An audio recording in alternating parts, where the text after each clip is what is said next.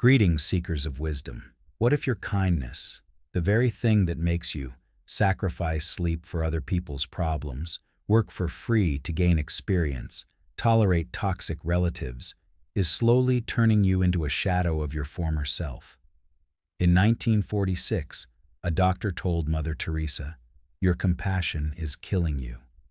She hadn't eaten for 2 days. She had given everything to others. But is that really the meaning of true kindness? We were raised with the belief, be kind, and the world will return the favor. But then why is it that the more you help, the more they pile on you? Your sacrifices are taken for granted. Instead of joy, you only feel drained. 2,000 years ago, Seneca warned, kindness without boundaries is not virtue, it's slavery. Are you ready, like Gandhi in 1947, to rethink your kindness? Today you'll discover 10 traps of toxic kindness. Even Charles Dickens fell into them. How Marcus Aurelius said no without guilt. 3 rules of healthy altruism from Epictetus, to help without harming yourself. Imagine this. A colleague once again asks you to stay late. You're kind anyway. You silently agree, even though everything inside you resists. The next day you wake up exhausted, miss your own deadlines, and in return you get a polite thanks, followed by a new request just days later. This repeats over and over. Kind people often become convenient, and convenient people quickly become invisible. When kindness turns into a habit of saying yes at your own expense, it stops being a virtue and becomes a form of self-erasure. You give your time, energy, and strength, and get nothing but fatigue and quiet resentment in return. Stoics made a clear distinction between helping and self-destruction. True virtue is an act that flows from inner strength, not from fear of rejection or need for approval. Help that violates your nature and boundaries isn't kindness, it's betrayal of yourself. A Stoic acts with discernment. He helps if it aligns with his principles and doesn't disturb his inner peace. That's not coldness, that's wisdom. Seneca said, "Never do something for the good of another that harms yourself." Charles Dickens, a brilliant writer and humanitarian, devoted himself to justice, helped the poor, fought child labor, and supported entire families in need. He passionately believed in the power of goodness and compassion. But in his later years, his altruism began to exhaust him. He felt morally obligated to help everyone who asked, even at the cost of his own health, his children, and his personal well-being. Friends noted how he grew tired, lost inspiration, and withdrew into himself. In letters, he admitted he was exhausted by others' expectations and forgot where his own life ended. He struggled with the inner conflict between the urge to save and the need for boundaries. Even Dickens, a man of immense heart, came to understand, giving endlessly doesn't make you a hero, it makes you burned out. A simple exercise to start today. Recall 3 situations in the past few weeks where you said yes, but felt a clear no inside. Write down how you felt afterward. Satisfied, irritated, drained? Ask yourself, why did I agree? Was it a true desire to help or fear of being disliked? Next time, take a pause, breathe, count to 10, and ask, do I really want this? Start practicing a gentle no. Thank you for asking, but I can't help right now. I have important tasks of my own. Self-respect begins with honesty toward others. Situation number 2, the attraction of energy vampires. Have you ever noticed that the same kind of people keep gravitating toward you, constantly complaining, always in trouble, always needing something? You give them your time, your strength, your empathy. But when you're the one struggling, they disappear. It's as if you're being used as a free power source for someone else's emotional drama. You genuinely want to be a good friend, a reliable supporter, the one who's always there. But over time, you begin to feel that these people are slowly draining your energy. Their problems are endless. Their gratitude is rare, and your exhaustion becomes the new normal. The Stoics were extremely selective about their surroundings. For them, the quality of relationships mattered more than quantity. They believed that virtue lies in helping those who strive for growth themselves. But if a person only takes without evolving, that's not reciprocity, that's parasitism. True kindness requires a wise filter. Not everyone who asks is worthy of endless giving. Epictetus said, "Help only those who can help themselves." Emperor Marcus Aurelius, the greatest Stoic and ruler, often spent time alone in reflection. Despite leading a vast empire, he deliberately limited his social circle. He wrote in Meditations, "Avoid those who make you worse, even if they ask for help." He knew, there will always be people who try to exploit your kindness, but you are responsible for protecting your soul from depletion. What to do today? Make a list of people after interacting with whom you feel drained. Ask yourself, do they truly need me, or have they simply latched onto me for convenience? Run an experiment. Try not responding to one of their complaints. Don't rush to save them. Observe what happens. Start separating kindness from dependency. Say, "I value you, but right now, I don't have the emotional bandwidth to discuss this." It's honest, for you and for them. And that brings us to trap number 3, why you're gradually losing touch with yourself.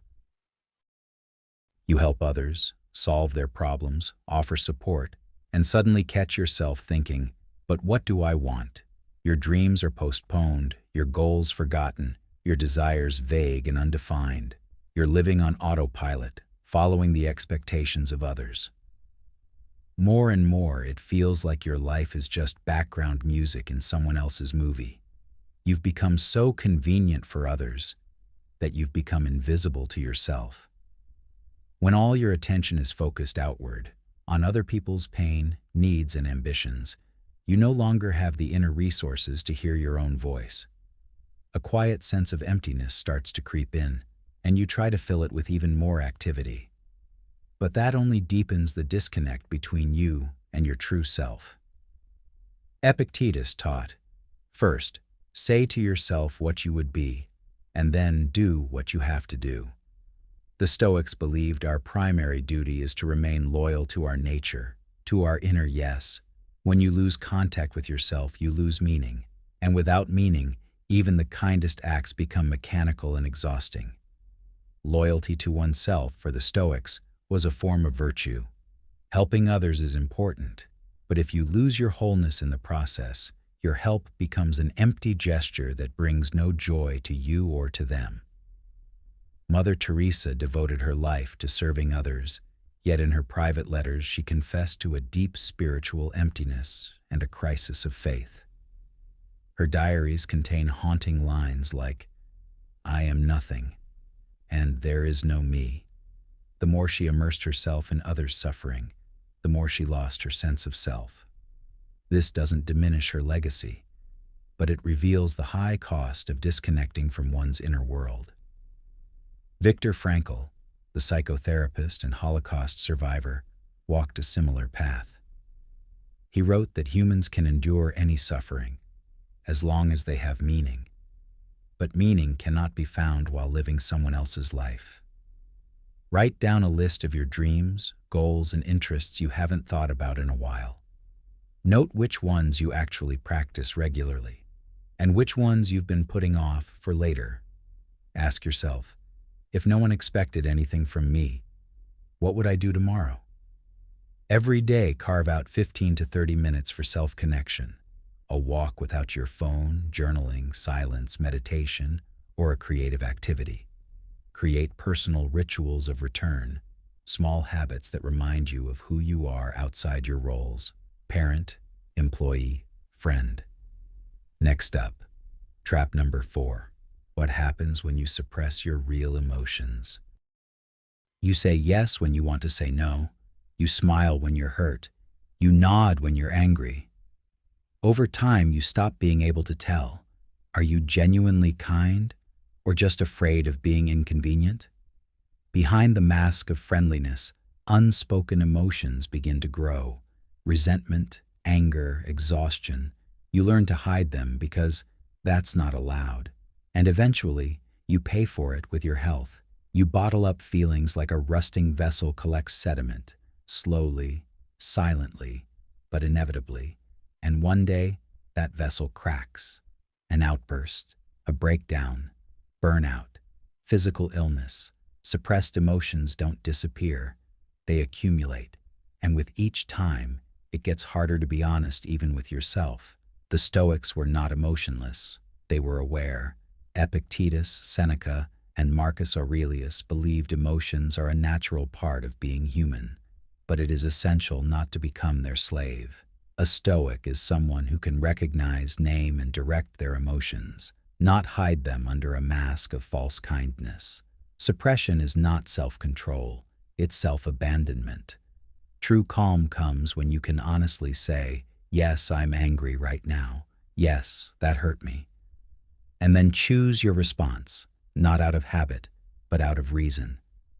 Seneca said, "Anger is the desire to punish for a perceived injury, but the moment you become aware of it, you are already free."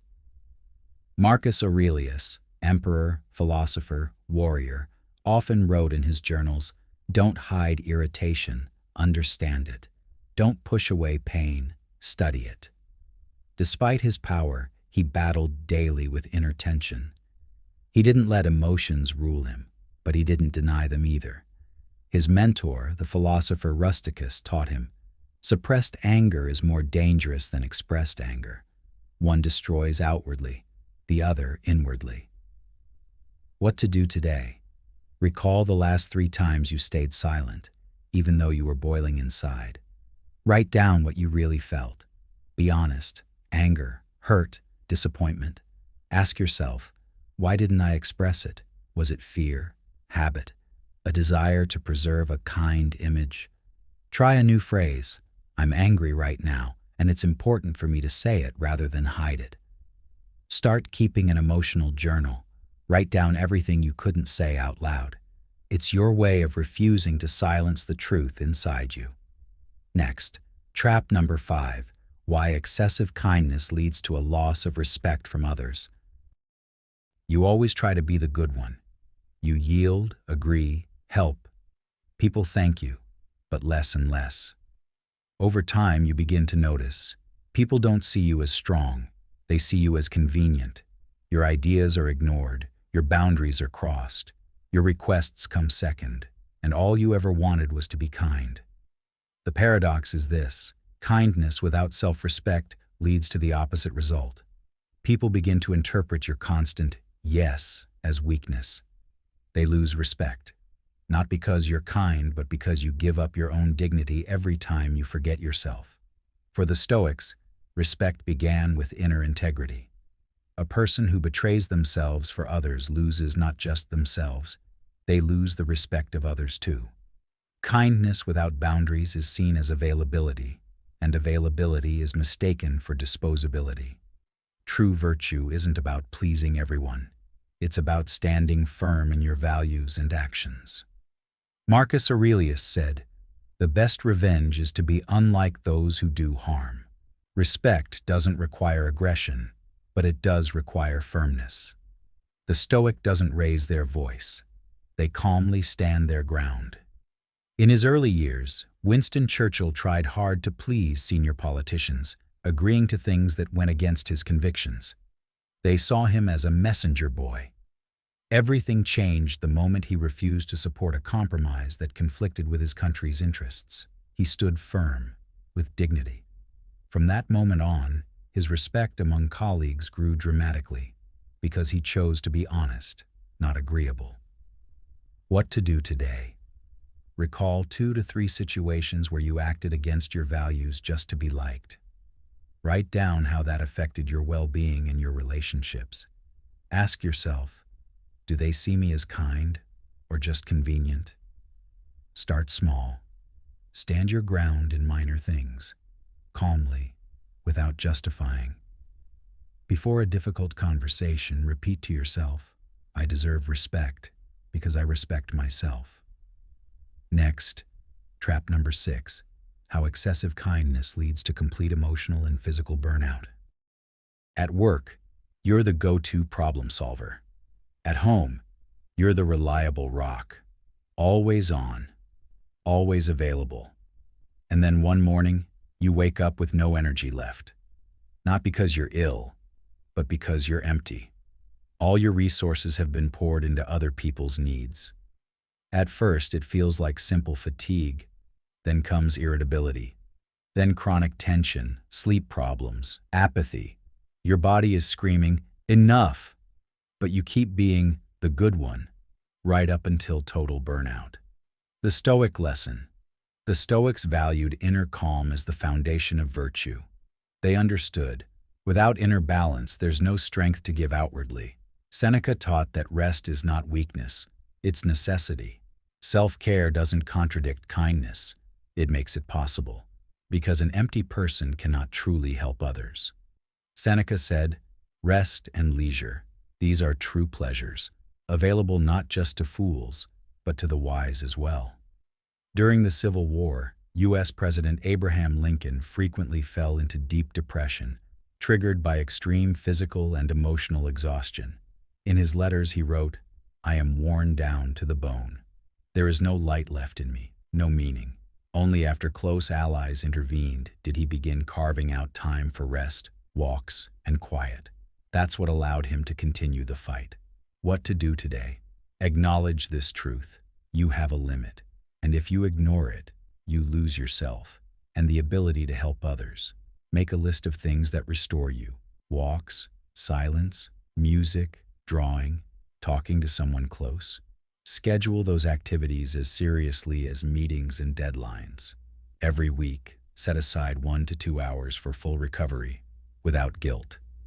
Remind yourself, I'm most needed not when I die for others, but when I live, fully charged.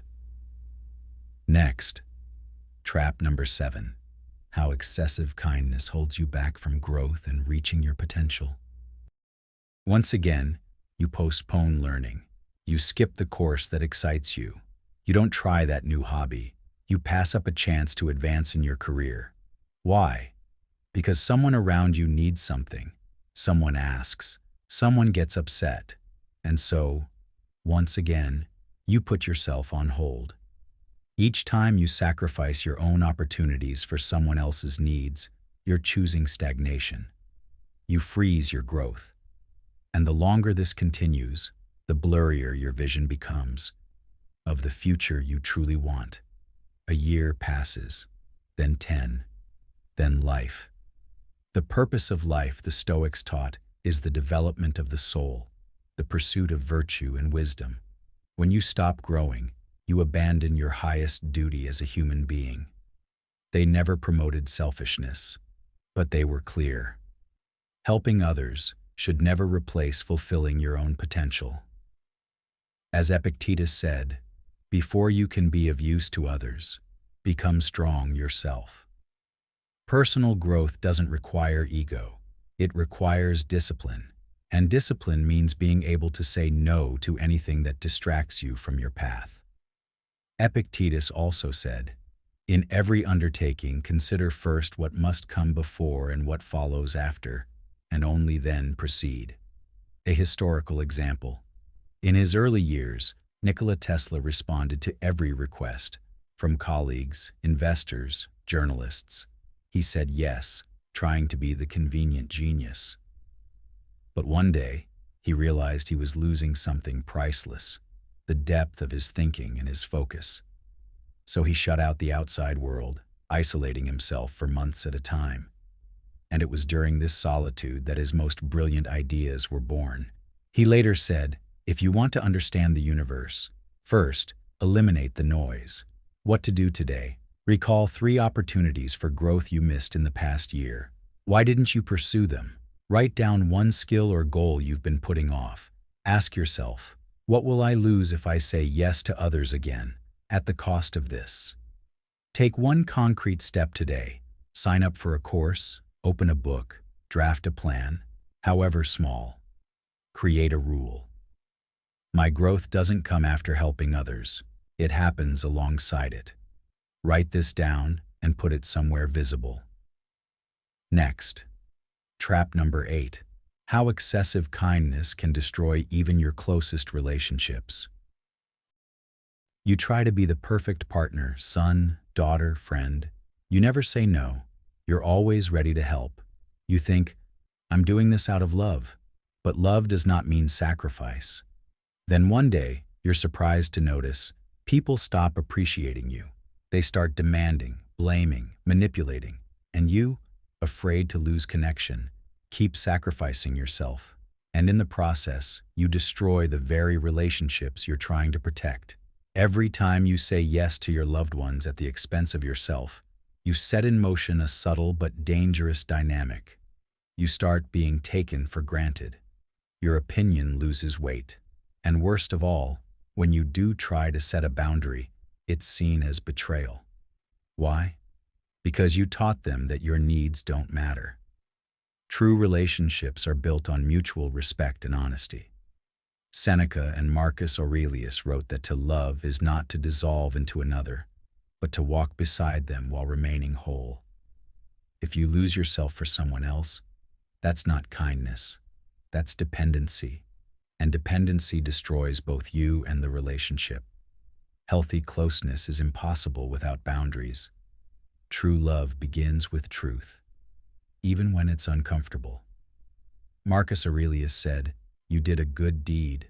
Someone benefited. Why do you want more? Like a fool."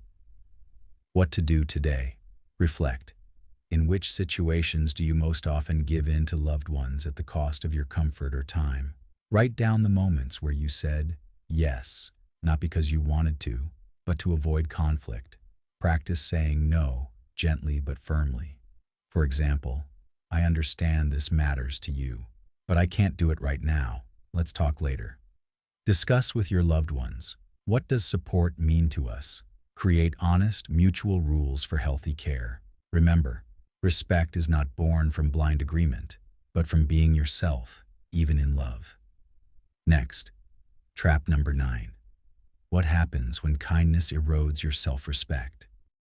Once again, you give in. Once again, you say, it's fine, even though it hurts. Once again, you push your needs aside to help someone else. At some point, you begin to notice, it's not just others who stopped respecting you. You did too. You no longer believe you have the right to rest, to support, to recognition. You feel like a secondary character, even in your own life. The loss of self-respect isn't a dramatic event. It's a drip. Small compromises, unspoken no's, agreeing out of fear. Over time, you start to believe you don't deserve better, and even your kindest acts stop feeling fulfilling because you're not filling yourself. For the Stoics, self-respect was the foundation of all virtue. Epictetus said, "You are not upset by what happens, but by how you perceive it. If you see yourself as unworthy, you teach the world to treat you the same." Virtue begins with loyalty to yourself, and loyalty is impossible without respect for your choices, your body, your time, and your voice. Epictetus said, "Respect yourself, and you will see the world around you transform." A historical example, Franz Kafka, a brilliant writer, but a man who spent his life ashamed of himself. He worked as a clerk by day, wrote at night, and hid his manuscripts. He even instructed his friends to burn his work after his death. Why? Because he didn't believe in his worth. His self-esteem was deeply broken, despite his genius, kindness, and insight. His letters are the cries of a man who never allowed himself to be. What to do today? Write down situations where you felt used, but stayed silent. Ask yourself, did I endure this because I'm kind, or because I don't believe I deserve better? Start small, every day. Take one action in defense of your interests, a refusal, a request, a pause. Practice mirror phrases. My time is valuable, my feelings matter, my desires deserve space in this life. Remember, self-respect is not a reward for achievement. It is the starting point of any conscious life. Final trap. Trap number 10. How excessive kindness distorts its own meaning, turning light into shadow. You help everyone, without expectations. Or, do you? Do you wait for recognition, for gratitude, for reciprocity? And when none of that comes, you feel frustration, hurt, disappointment. But you're a kind person. So why does it hurt? Because when kindness becomes a way to feel needed, to earn approval, or avoid conflict, it's no longer pure. It becomes a subtle form of manipulation. This is the final and deepest trap. You don't just lose yourself, you lose the very meaning of kindness. True virtue asks for nothing in return. Seneca, Marcus Aurelius, Epictetus all said, "Do good not for applause, not for recognition, but because it is aligned with the nature of a rational human being." True kindness is not a transaction. It's a calm, inner affirmation. I do good not because I have to, but because it reflects who I am. Seneca said, "Do good not for praise. Do it because it is in your nature as a human being." Gandhi, the liberator of India, faced resistance not only from his enemies, but from his own allies. They accused him of naivety for refusing violence, for holding to pacifism in the face of brutality. But he stayed his course, not to please anyone, but because he believed it was the only right way. His power came from his loyalty to himself. He said, "True kindness is the refusal to force, even when you're being forced to be kind." What to do today? Ask yourself honestly, why do I help? To feel needed? To avoid guilt? Or because it's truly my choice? Observe. In which situations do you expect thanks? And when don't you? Define kindness for yourself. What is kindness to you? And what isn't? Try one anonymous act of kindness. Tell no one. Just feel what it's like to give from abundance, not from need. Remember, kindness without self-awareness becomes a mask. But with awareness, it becomes light. A light that doesn't dim, even in the dark. Kindness without wisdom is like a sword without a handle. It cuts the one who holds it. You've now learned how Seneca, Marcus Aurelius, and Epictetus walked the line between generosity and self-respect. How Mother Teresa and Gandhi nearly burned out in the fire of their own compassion. Now, the choice is yours. Will you keep giving yourself away in pieces until nothing's left? Or will you learn to help in a way that nourishes others without losing yourself? The Stoics knew the answer 2,000 years ago. Now you do too. And if even one person says no today, where they used to silently say yes, then this message has made the world wiser. Share it with someone who's been too kind for their own good.